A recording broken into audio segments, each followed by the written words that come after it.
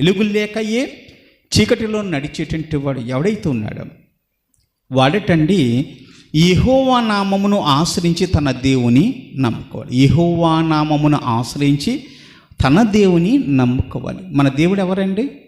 మన దేవుడు ఎవరు? ప్రభు అయినా యేసుక్రీస్తు ప్రభువారు. దేవునికి స్తోత్రములు. హల్లెలూయా. ద్వితీయోపదేశ కాండం 18వ అధ్యాయం 18 వచ్చి ఈ వచనం చాలాసార్లు చెప్పాను, కానీ అక్కడ కొంచెం చదివి మన వాక్యాన్ని మనం అర్థం చేసుకుందాం.